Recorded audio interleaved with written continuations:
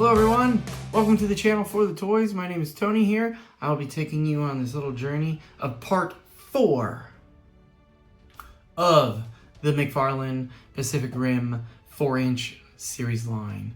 And we have pretty much the main character of Pacific Rim today that we're unboxing, and that is, of course, Gypsy Danger. She is a beaut. Alright. So if you haven't kept up with the series so far, I will post the link up there so you can catch up on all the previous episodes. You've missed either 1, 2, 3 in the intro or one of the combo of that. But today, like I said, we're going to take a look at the main gal of the whole movie, Gypsy Danger. So there she is right there. There's a comic. There's our little destroyable buildings and vehicles.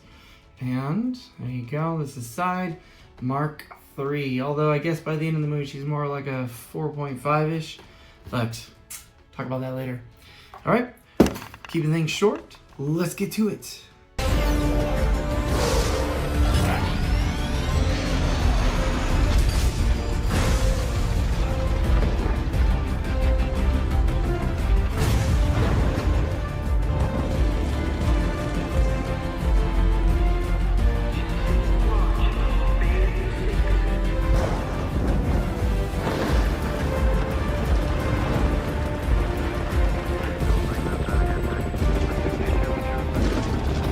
Alright, welcome back folks. We got ourselves all set up here for the unboxing section. We got the lovely Gypsy Danger ready to go. And I just now noticed that she has one of the chain swords deployed on the side here. So have to be careful on the way out. And I think finally, for the friggin' first time ever, they're different vehicles. The army actually invested in some other vehicles. Holy crap. Oh gosh, alright, so again we have Tales from the Drift. The Jaegers seem to have this particular edition, while the Kaiju seem to have the Aftermath. So the Kaiju are the Aftermath or the post-Pacific Rim, and the Jaegers have pre-Pacific Rim. So, Gypsy Danger here, Mark 3. We all know she kind of gets a super upgrade later on. And there we go on the side, it says Gypsy Danger, as well as the Mark III again. On the back, we have the beautiful schematics, along with the information and the statistical comparisons. And of course, the intel. So Mark III right there again. Intel, Gypsy Danger is powered by a nuclear heart and built to destroy.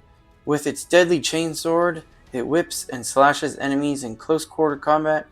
For extra blasting power, upgraded to plasma cannon energy. That's a weird line. Upgrade to the plasma caster energy cannon. I don't think it was upgraded. I think that was on the original design, and the swords were later on, at least according to the movies. Alright, anything else of note? Nope, I would say no. There's some little jibby jab on the bottom. Let's see, so height 260, weight many tons, speed 6, power 8, armor 4, and kaiju kills.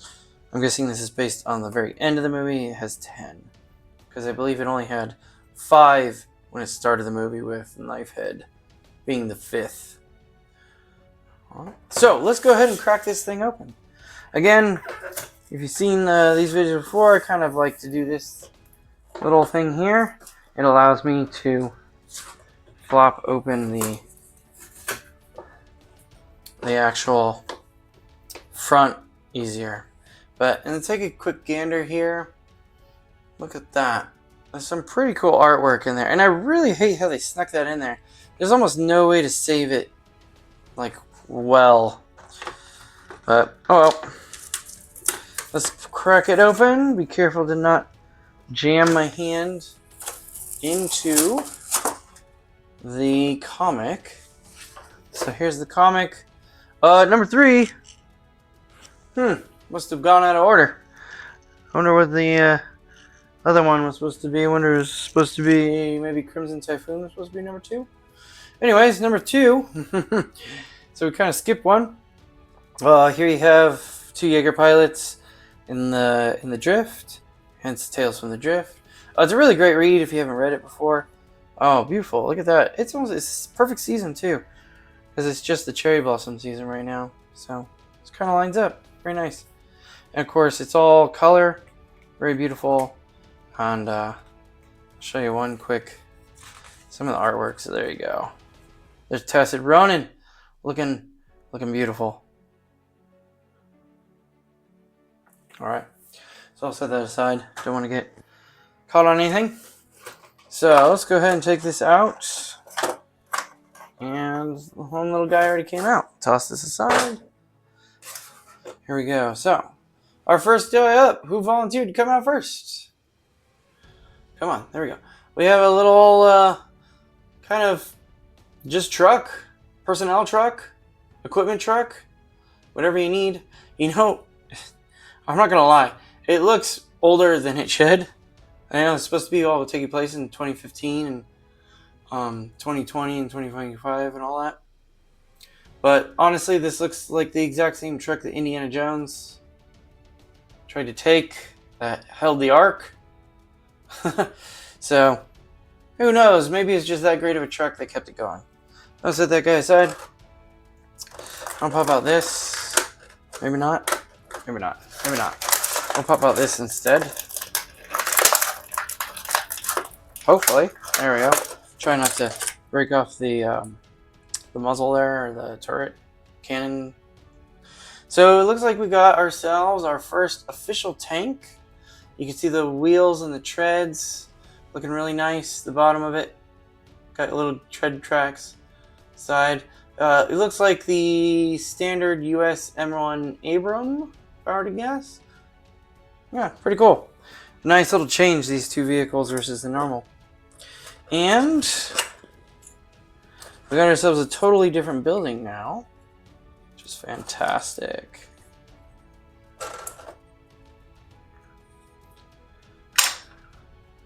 So it has more of a step structure.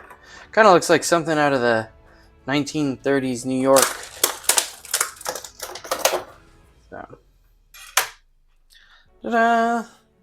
Usual street, sidewalk, intersection thing going on. Here's our little vehicles. Very nice. Very nice. I'm surprised I didn't see a repeat.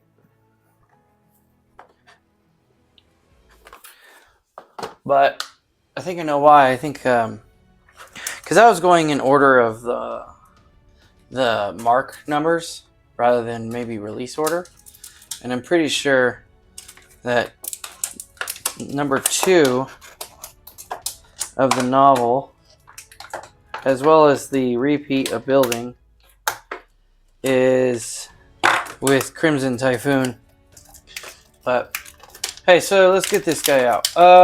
One tie here on the back, and I want to be careful because if you notice, he does have, excuse me, she does have the chain sword out. There we go. Let's go ahead, toss this aside. All right, let's take a look at her. All right, she seems to be the most detailed out of all of them so far. We got the signature red stripes, the number 34. We got the frontal vent. The head canopy is painted gold. The back they just seem to stop. They only seem to paint the front, and then we'll get to the back later. All right, so there's nothing really on the back whatsoever, besides just a whole lot of blue. But the detail is not bad for what I paid for it. Alright, let's start with some stuff. The head kind of wiggles. Alright, shoulders go up and down. Do they go anywhere else? They kind of wiggle a little bit. No bicep. The arms, the elbow goes up and down. So, this is a solid blade, so I can't do anything with it. It is not rubberized or anything of that nature. This arm has the same. It does have a little bit of a ratchet, so it kind of holds its position. Oh, we have a little bit of spread on the legs. Back and forth. Back and forth. And, oh. Some clicking. Some clicking on the knees there. And that's it. So we just got, oh, knee joint, hip joint, and a little bit of spread. So you can kind of do a little stance, a little bit. Now here's the test. Can she stand? Yeah, not too bad. She's kind of got like a little lean to her. There we go. Ta-da! So not too bad. Just wish they colored the back. It's just like they only spent colors on the front. Guess when you make a million of them, you only pay for half of it, right? Alright, well, let's move on and take a look at the other angle and from the front view. So, be right back.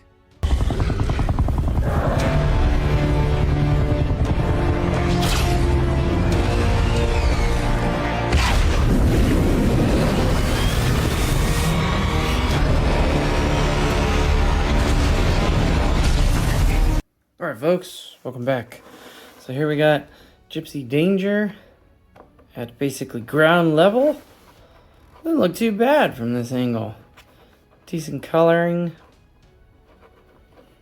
Decent details. Like the plastic work is really nice. I just wish the coloring was a little more on point. But again, for $3.99 at Ross, I guess I shouldn't complain too much.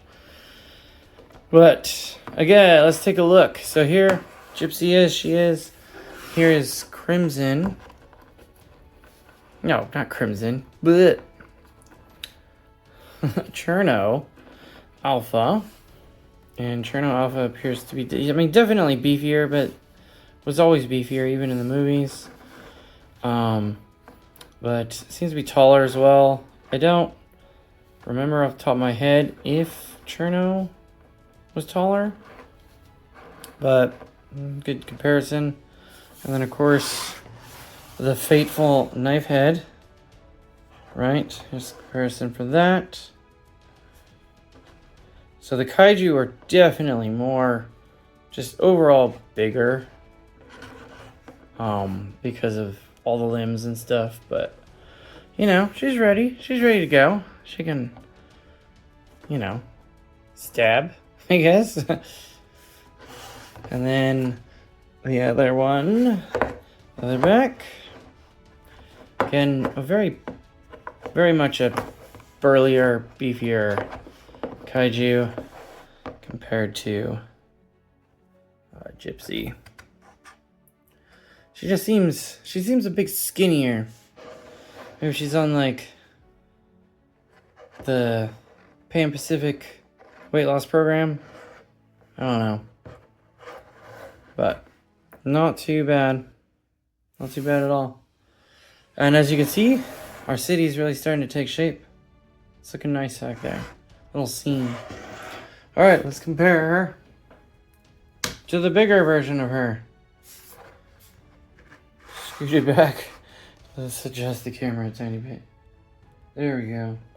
Alright, so this is Lin Jiwang version. As you can see, the metallic blue, the detail on this one is definitely a lot better than the detail on this one. But again, I'm getting what I'm paying for. And I also am getting what I'm paying for. Again, if you haven't seen this video, you should check it out. We have it, the unboxing, someone posted up here somewhere. So you can check it out. The movement and articulation and the accessories on this one piece alone is super worth it. Alright, here you go. There you go. Oh, come on. Stand up. It's like Gypsy Danger Jr., you know? Hi, guys. Showing up to the party. Alright, so put that one back. Alright, so here's the gang so far. The end of part 4. Ta-da! Oh, what a fun little collection. Thank you for watching. Please like and subscribe if you haven't done so.